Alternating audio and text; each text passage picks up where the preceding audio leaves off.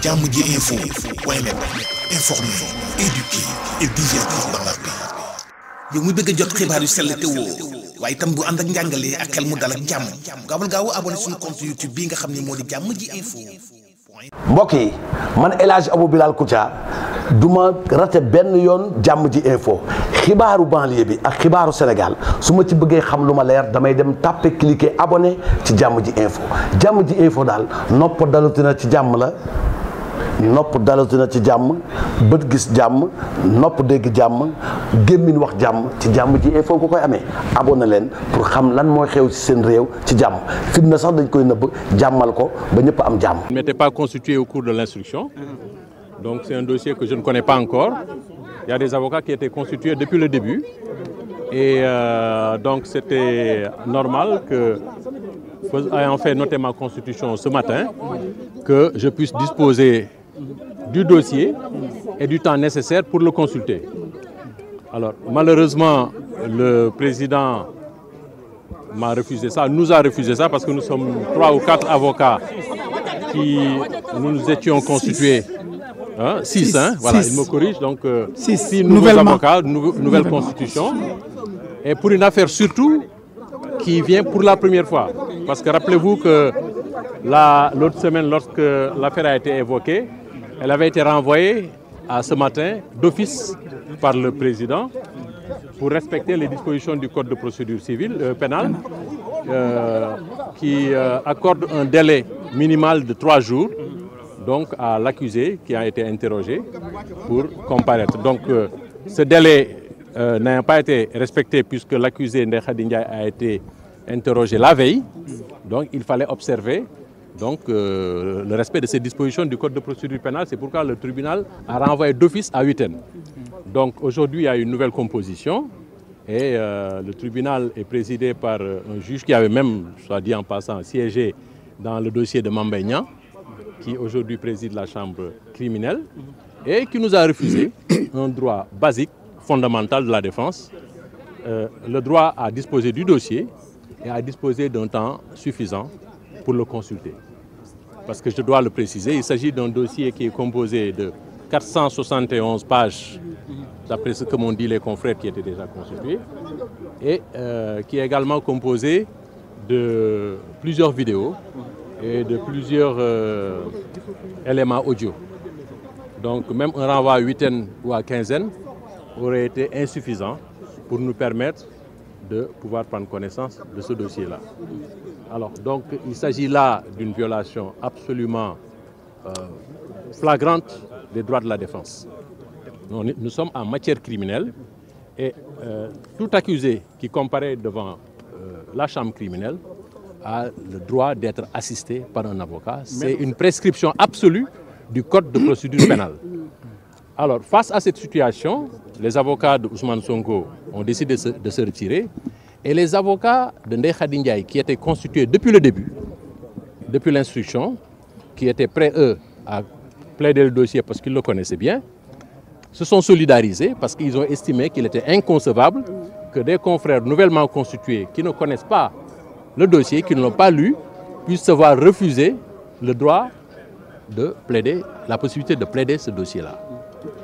Alors donc c'est la raison pour laquelle tous les avocats, aussi bien ceux de Ousmane Sonko que de Ndeye Khady Ndiaye, se sont retirés de la salle.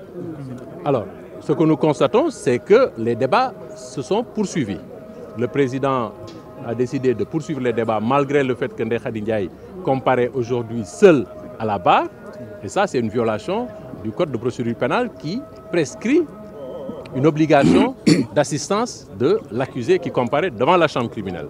Donc ce que le président aurait dû faire, ça aurait été de constater qu'il n'y a pas d'avocat pour Ndeye Khady Ndiaye et de renvoyer le dossier, de saisir le bâtonnier pour la commission d'office d'un nouvel avocat ou bien demander à Ndeye Khady Ndiaye d'en constituer un ou plusieurs nouveaux. Ce qui n'a pas été fait, ce qui vicie aujourd'hui, à notre sens, la procédure.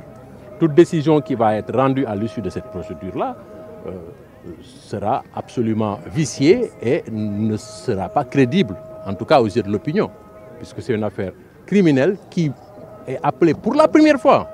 Moi, j'ai un dossier criminel qui est pendant depuis près d'1 an et demi, qui est renvoyé d'audience en audience. Ça n'a posé aucun problème.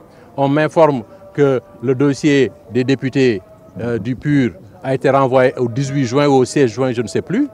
Ça ne pose aucun problème. Il n'y a aucun accusé en détention qui nécessite qu'il soit jugé dans des délais, je veux dire, raisonnables. Tous les accusés sont en liberté. Il n'y a absolument aucune urgence à vouloir juger ce dossier-là aujourd'hui même. Alors, donc voilà ce qui s'est passé. Donc tous les avocats, aussi bien ceux de Ndeye Khady Ndiaye que ceux de Ousmane Sonko, ont décidé de se retirer de la salle. Alors, quelle est la décision qu'on peut prendre? C'est une décision que les avocats ont prise. Donc, il ne faut pas me poser la question de savoir si c'est une bonne si ce n'était pas une bonne décision, on ne l'aurait pas prise. Nous avons pesé le pour et le contre. Nous avons discuté avec notre client et nous l'avons informé que si le tribunal s'entête à vouloir retenir le dossier-là, nous ne pourrions plus l'assister. Voilà. Et moi, de toute façon, je suis nouvellement constitué, je ne connais pas le dossier. Donc, je ne peux pas me permettre de plaider un dossier de cette nature avec un dossier aussi volumineux sans en avoir lu une seule page. Donc, voilà. Et puis maintenant, pour le reste, ils se sont solidarisés confraternellement entre avocats, respectueux des droits de la défense. C'est un minimum pour un avocat. C'est un minimum pour un avocat. Donc voilà. waaw li ñu bëgg a tënk ci wolof man damay wax ci turu avocat Ndeye Khady Ndiaye di leeral ci kàllaama Kocc Barma lan moo tukkee ci audience bi tey comme bi ngeen ñëwee ci biir salle d'audience bi gis ngeen ko woo nañ dossier bi tey bi ñu woowee dossier bi avocat Ndeye Khady Ndiaye jóg. juróom-ñeent lañ mais juróom-benn yi ñoom ñu ngi door a ñëw ci dossier bi coow li tàmbalee am na léegi ñaari at nekkuñ ci woon juróom-benn yi kon xamuñ dossier bi te booy layool nit il faut nga xam li nga koy layool lan la pour xam loola il faut nga jot kayit yi jot lépp lu bokk ci dossier bi nga càmbar ko gëstu ko waxtaan ci ak sa cliente. laaj ko lii ma gis comprendre ma ko lii lan la lii lu muy niru lii lan la ba pare avocat yi bokk toog dajaloo am benn tëralin boo xam ne ñoo ko bokk ne ñun ñëpp ci dossier Ndeye Khady nii la ñuy taxawee mais juróom benn avocat yooyu nga xam ne ñu ngi door a ñëw ci dossier bi bees man ci laa bokk bi ñu sàkkoo ci tribunal bi muy chambre criminelle bi ne nañ ko dàq ni ko yoon mayee mooy les droits de la défense sont absolus parce que suñu constitution moo ko wax boo demee article 9 suñu constitution in fine dafa ne les droits de la défense sont absolus à tous les états et à tous les degrés de procédure mooy donc dañu war a jox matukaay yëpp avocat yi nga xam ne ñooy layool ki ñu topp xeetu ñaawteef bu toll noonu pour ñu mën a jël seen matukaay yu war ci seen teeyu bakkan ci jàmm ak seen afiya pour ñu mën ko layool tribunal bi malgré li ñu wane ne ñun ñëpp ñu ngi door a ñëw ci dossier bi ñun juróom-benn yi chambre criminelle bi bañ ne moom du ko dàq et que daf koy atte tey ñu jàpp ne kon suñu sañ-sañ suñu ak suñu yelleef ak bu suñu cliente mu di Ndeye Khady Ndiaye ci pour ñu mun ko layool layoo bu mucc ayib tribunal bi muy chambre criminelle bi daf ko salfaañe ñun nag ay avocat lañ bu chambre criminelle salfaañe li yoon maye ñun avocat du ñu toog foofa di ko dëggal kon avocat yi ñu toog ñun avocat Ndeye Khady Ndiaye waxtaan ñu ne ñun mënuñu nekk ci layoo boo xam ne suñu ak ak suñu yelleef ak bu suñu client muy Ndeye Khady dañ ko salfaañe dañ ko nappaje kooku mënuñ ca taxaw di am luñ cay wax kon ñu bokk juboo ne dañuy génn ci layoo boobu parce que layoo boo xam ne kenn joxuñu suñ sañ-sañ ñun dañ ciy génn ñoo génn ñun ñëpp maintenant dañ koy layoo sans avocat mais loolu aussi c'est illégal parce que en matière criminelle am avocat c'est obligatoire kon même ñun bu ñu déggoo suñu biir ne du ñu mën a layoo parce que joxoñ ñu temps bi war may ñu gis dossier bi may ñu càmbar ko may ñu gëstu ko aussi chambre criminelle bi dafa waroon a jël beneen avocat désigné ko parce que kenn warul atte kenn en matière criminelle sans moom avocat kon chambre criminelle bi lii muy def nii sax tegul ci yoon dafa jalgati yoon. mais est-ce que Ndeye Khady Ndiaye am na sañ-sañ bañ beneen avocat bi nga xam ne tribunal moo ko koy commettre d'office. bon loolu mënaguma ci sañ-sañ bi.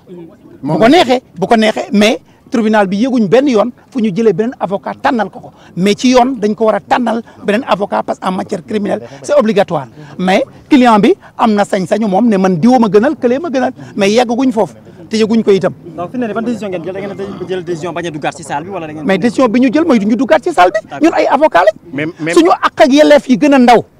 mu di droit de la défense. bu suñu boss pour suñu client pour ñu mën ko taxaw. pour ñu mën ko teewal nu mu gën a rafete nu mu gën a ñoŋe ñu tere ñu ko mais ñun avocat lu ñuy defati ca booba salle. kon suñu warugar dañoo génn bàyyi leen salle ba. am nañu info comme quoi am na beneen avocat buy wax ak Ndeye Khady Ndiaye ci biir salle bi. bon yëguñu ko ñun amul. amul ba bi ñuy génn amul. mais bu amee itam Ndeye Khady sañ na ko bañ. ne yéen la taamu. bon xamuma parce que moom moo fa nekk ca biir. moom am na sañ-sañam peut-être pour wax ca loola. comprendre question dama ne bu amee ndax sañ na bañ wala sañ la bañ. waaw moom boppam moom mooy décider su ko neexee mu bañ. ku ne yaa moom sa bopp boo demee tribunal am nga sañ-sañu ne man kii du ma layol may ut suma ki may layol. su la neexee aussi nga nangu ko loolu ci moom la dépend. voilà maître Massokhna ñu ngi lay nuyu. gars yi ñu wàcce micro yi s'il vous plaît. Alors, en français, je suis maître Massokhna Kane, avocat de M. Ousmane Sonko, dans le collectif d'avocats. Nous sommes une trentaine ou plus, parce qu'il y en a beaucoup qui se sont constitués aujourd'hui également. Là, en matière criminelle, personne ne doit être jugé sans assistance d'un avocat. C'est ce que la loi prévoit. Pour ce qui concerne notre client,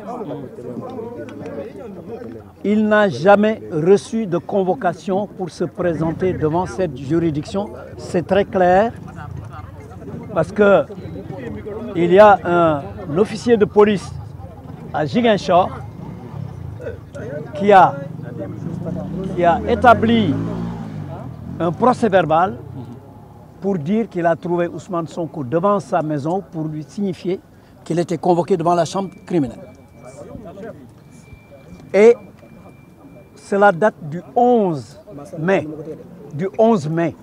Il a daté son document du 11 mai. Alors que c'est le commissaire Adramé Sarr de Dakar qui, le 15 mai, a constaté dans son procès-verbal qu'il était allé au domicile de Ousmane Sonko et ne l'a pas trouvé. Et qu'il a dû faire recours à l'assistance du commissaire de Ziguinchor, puisqu'il avait appris que M. Sonko était à Ziguinchor. Donc le 15 mai, le commissaire Adramé dit « J'ai cherché Ousmane Sonko à son domicile à Keur Gorgui, cité Keur Gorgui, je ne l'ai pas trouvé. Et j'ai fait appel à mon collègue qui est à Ziguinchor pour lui servir la signification. Et ce commissaire-là dit, moi j'ai vu Ousmane Sonko il y a 4 jours. Or, c'est le 15 qu'on l'a requis.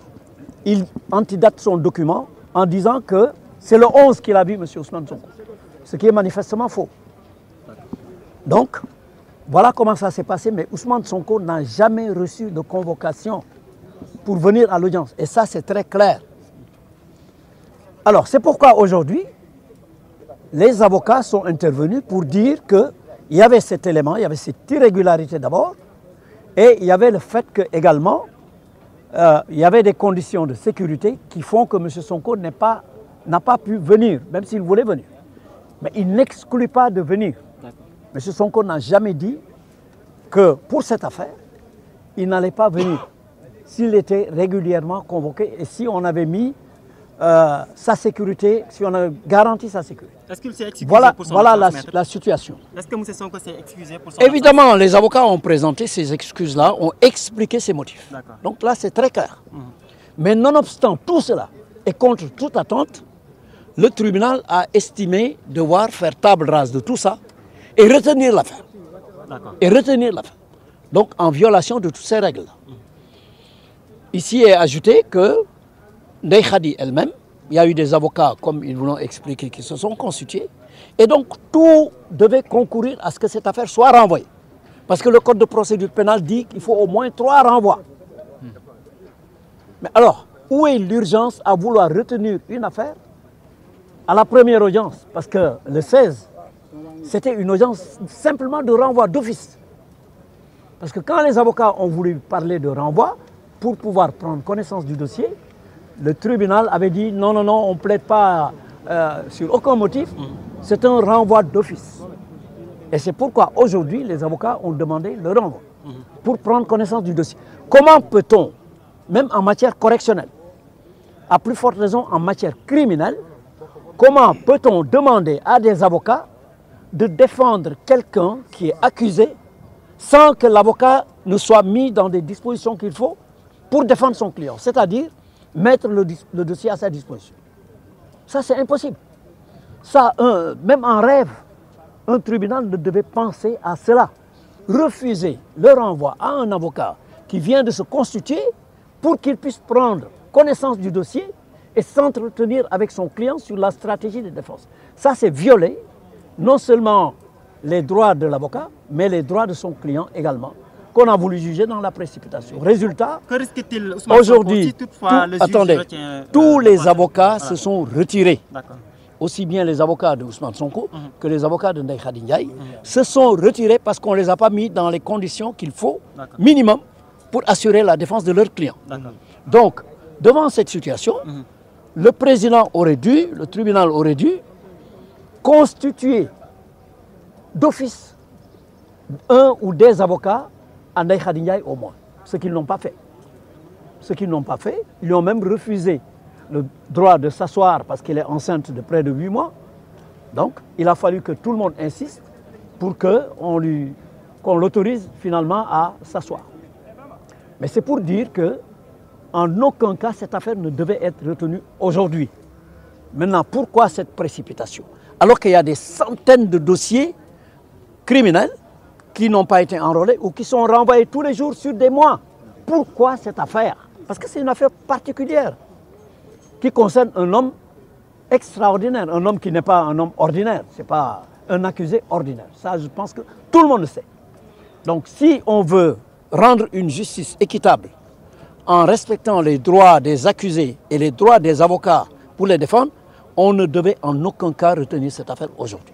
C'est ce qui a expliqué que les avocats sont... Que risque-t-il votre client si toutefois le juge a retenu, n'est-ce pas, l'affaire et que vous ne serez pas présent dans la salle? Mais non, le risque de toute façon, ce n'est pas parce qu'on n'est pas présent dans la salle qu'il y a le risque. Cette affaire est manifestement une affaire politique, c'est une commande politique. Donc, il y a des vices de forme et de fond. Donc là, vraiment, je vais laisser mon confrère expliquer en wolof. Waaleykum wa rahmatullah. Li ñu mën a jàpp ci audience bi man sama xel déjà dafay dem ci soxna si Khady Ndiaye. Ndeye Khady Ndiaye heure bi moom rek a taxaw kanamu chambre criminelle ñu koy àtte. te Ndeye Khady Ndiaye ci dossier bi dañ koy toppee complice maanaam auteur principal bi neewu fi Ndeye Khady Ndiaye nag ku dëkk Sénégal war nga ko sargal surtout tey jii du ma avocat am de mais jigéen moo ñu jur ñun ñëpp te li mu dund depuis ci affaire bi depuis début bi ba tey nii gis nañu lu xew ci salle bi cette dame est à terme maanaam dafa ëmb te incha allah du yàggatul dara léegi yàlla may ko mu wasit mais gis ngeen dafa taxaw avocat yi parce que ñu ñëpp ay avocat lañu ay droits de l'homme am na sax jigéen bi nga xam ne suñu naataango avocat boo xooloon ci dossier bi mais mënu ko muñ ba dafa ñëw def incident ni président mayel kii mu toog ndax jigéen bu wérul la te fi mu toll gis nga ko sonn na mu am incident parce que président bi nanguwul loolu te ñaari soxna yi monté aussi nekk président wax dëgg yàlla xam naa am nañu leen métti mais noonu la ñu demee ba ci fin bi procureur ci boppam nee na waa soxna si mën nga toog ça dañ ne tollument bi nga xam ne bu ñu lay attee yow jigéen ngay waaje wasin sax duñu tenir en considération mbir boobu te jigéen bu biir bu am problème ci justice muy problème mu xaalis wala problème mu bor wala problème mu divorce ak lu mënti doon juge bi da lay dàq sa kër ba nga wasin nga door a ñëw ñu door la attee donc xamuñu luy urgence pour lii pour ndaw si li gën a bon tey jii elle comparaît devant une juridiction criminelle avocat mi xool nañ situation bi ñoom ñëpp ñu génn salle bi kenn défendre ko te yoon dafa ne juridiction criminelle mënoo ci taxaw amoo sañ-sañ taxaw ci te amuloo avocat même bu ñu lay jàpp maanaam premier jour bi ngay taxaw juge d'instruction muy inculpation bu amul avocat procédure bi day nul waxuma la jugement loolu moo tax chambre criminelle état bi ci boppam mooy def li ñuy wax assistance juridictionnelle di fay avocat pour ñu défendre accusé yi amul avocat donc loolu leer la tey jii de li ñuy dund nii mu ngi nii maintenant nag Sonko Ousmane Sonko képp ku koy défendre en tout cas ñun ñi yàlla def ñu sol robe ñu am mu am cofeel ci ñun ñaan ñu assister ko ba fi ñu toll nii man de dama ne sant yàlla bu baax Ousmane Sonko jàppale ko c'est ak procédure c'est une succession de bénédiction maanaam yëpp ay xéwal la parce que liñ ko teg ni mu diisee ni mu ñaawee mais mu toll fii suñu borom bu lay jox ndam fu ko neex la koy jaaralee te ndam mënul weesu lii Ousmane wax na fi waxu désobéissance civile wax na fi résistance mais su ko waxul du nit sax parce que moom li ko dal juróom-ñaari yoon yu mujj yi ñu ko fi woo tribunal ñetti yoon yëpp xaw na ci ñàkk bakkanam ñëpp xam nañ ni mu demee ba tey ji li muy dund Ziguinchor xam nañ ko ba fii Dakar neewu fi mais li xew Dakar démb buntu këram xam nañ ko waaw tey jii li gën a garaaw ñu koy woo chambre criminelle déjà opposant bu dee nii ñu mën ko woowee chef de l'opposition ndax voix yi mu amoon ak doole bi ko yàlla may ci réew mi mais kooku nga ko yóbbu chambre criminelle déjà ñaaw na ci condition yu mel nii ci dossier bu ñàkk fayda bu mel nii bu salté bu mel nii bu nga xam amul benn maanaam amul solo te dara du ci dëgg ku ci nekk fii xam nga ni ñi monté complot bi seen bopp nee nañu mbir mi dara amu ci waaw bu ñu tolloo foofu ñu ne par force dañuy atte mais nañ ko rafetal bu ñuy atte c'est pas parce que nit ki dafa woote résistance wala désobéissance que doo ko jox kayit parce que le problème gis nañ fi seen ay naatongo yu ne jot na kayit du dëgg ku ci nekk na nga fàttaliku bésu penc balaa bésu penc sax sa bàmmeel ak bés bi yàlla ne fal yawma laa tuzlamu nafsun shay'an wala tusaha non gis ngeen sëñ bi dañuy fontu rek mais li ñu xaar te yàlla waxul kenn dara de man mi wax yéen xaw ma ndax naa yendu wala ndax naa fanaan waaw ku ci nekk na nga seet lay xaar te loo fi def da nga koy fay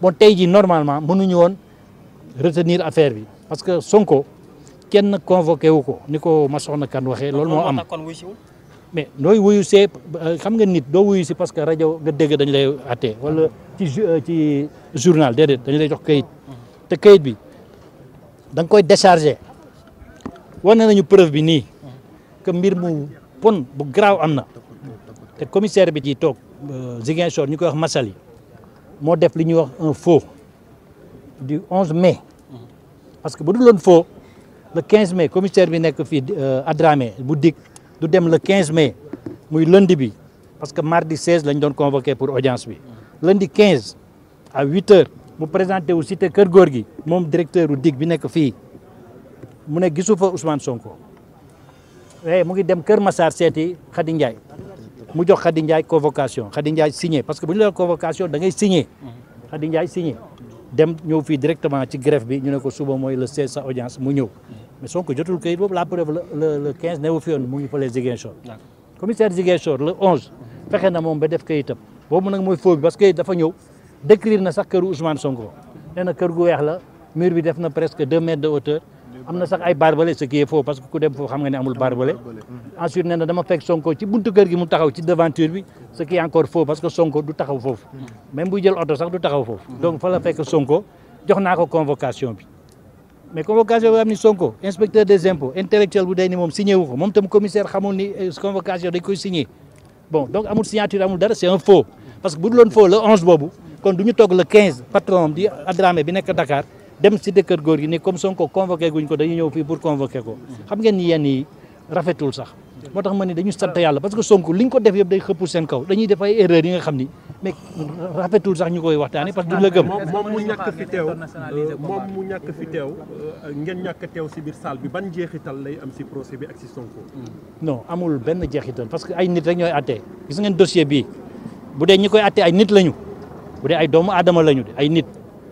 parce que je pense que sax boo demoon parc an sax génnee fa ay mala jox leen dossier bi ñu xool wala nga jël toutes les données def ko ci ordinateur ñu xool Sonko amuñu fu ñu jaar ba condamné ko mënuñu ko déclarer coupable parce que dara amu ci xam nga dossier peu importe Sonko nekk fi wala bañ fi nekk témoins yi maanaam seede yi ñu convoqué ñoo waroon ñëw ñoom ñëpp seede bu ci nekk rek mën nga régler dossier bi mieux que 50 avocats parce que ñoom li ñu dund ak li ñu fekkee dañuy wax parce que témoins ñaar moo am ki fekkee ak ki gis ak ki dégg am na sax témoin bu ñu mën wooye de personnalité parce que mën na dégg mbiru waa ji ne man de lii weddi naa ko parce que diw mënul def lii mais bref témoins yi gën a important ñëwuñu mais nan nga bëggee ni da ngay atte affaire bi Sonko ci boppam ku ko atte rek la bëgg ndax bu doon loolu li mu ñëw fii ci tribunal benn opposant ñëwu ko fii ci tribunal bi dem na ba ñëpp bere nañ ko sax mbokk mi parce que dafa comme leen ko borom kër la borom ay soxna la mbokk mi ba ngi dund donc moom li ko gënal ci dossier Adji Sarr bi mooy mu ñëw taxaw mais est-ce que bokk na ci seen i pexe pour ngeen internationaliser combat bi non loolu waxatuñ ko parce que combat bi ñun rek newuñu fi am na Sonko am na ay militants partout à travers le monde am na ay avocats yu fi doon ñëw normalement bara dugg Sénégal ñu leen du ngeen fi duggee parce que aussi li ñu waroon bind xëy na am na ay fuite ñu gis ko ñu ne kii bu ñëwee kon day yàq suñu affaire te ñun ku ci nekk am bind nga lu mel noonu lu gën a garaaw tey jii ñun lu ñu bëggoon mooy lii rek ñëw plaider def suñu liggéey mais kii du procès du dara ñi ko xam nag moo tax ñoom ñooy def tout pour que Sonko bañ a ñëw en réalité voilà parce que loolu bu ngeen ko comprendre c'est pas la peine xel nag loolu lay jëriñ da ngay xalaat parce que ñoom est-ce que comparution Sonko arrangé na leen mais bu leen arrangé woon daañ ko jox comparution citation comme ni ñu ko daan def mais bii baaxul c'est parce que ñoo ko def exprès. Merci beaucoup. La prochaine étape ce sera quoi? mu ngi prochaine étape mu ngi ci loxo subhanahu wa taala man xaw ma ko li ma xam rek mooy ni ñu koy atte ni contumace la tudd. atte bi baaxul parce que Ndeye Khady Ndiaye amul avocat donc lii du atte kenn mësu ko gis ci àdduna gis nañ fi temps yi mais amul avocat bu génnee amatul avocat te seen avocat yi maa ngi leen di sargal di leen sant di leen gërëm parce que vrai avocat la ñu gis nañu li ñu daj ñun ñu génn ñoom tam ñu ne du ngeen ñu gën a gore ñun tam dañuy génn parce que yéen bu dee auteur principal yéen la ngeen def nii ngeen gedd salle bi ñun dofuñu dañ leen di topp te loolu jar na sant parce que ñoom depuis ñun ñu ngi liggéey non mënuñ ci dara non mënuñ ci dara dans la mesure où on n'est pas présent dans la salle mënuñu plaider ne pas plaider c'est une façon de plaider ñu ngi plaider beneen façon ensuite juge yi duñu ay robot ay nit lañ de ay doomu aadama lañu dossier bii c'est pas parce que Sonko newu fi que dañ koy déclarer coupable de parce que déglu ndaw si mënul wax ñaari baat yu taxaw waaw ndaw si kan bëggoon sax RAS mooy Rabi Adji Sarr mooy rien à signaler waaw moom vraiment honnêtement amul benn problème moom tiituñu ci loolu ñoom ñoo tiit ñi bañoon Sonko jàkkaarloog moom waaw c'est ça il faut le comprendre. Jàmm ji info point net informer, éduquer et divertir dans la paix. yow mu bëgg a jot xibaar yu sell te woo waaye itam bu ànd ak njàngalee ak xel mu dal ak jàmm gaawal gaaw abonné suñu compte YouTube bii nga xam ne moo di Jàmm ji info. mbokk yi man El Hadj Abou Bilal Koutia du ma rate benn yoon Jàmm ji info xibaaru banlieue bi ak xibaaru Sénégal su ma ci bëggee xam lu ma leer damay dem tàppe cliquer abonné ci Jàmm ji info Jàmm ji info daal nopp dalutina ci jàmm la nopp dalutina ci jàmm bët gis jàmm nopp dégg jàmm gémmiñ wax jàmm ci Jàmm ji info nga koy amee abonné leen pour xam lan mooy xew ci seen réew ci jàmm fitna sax dañ koy nëbb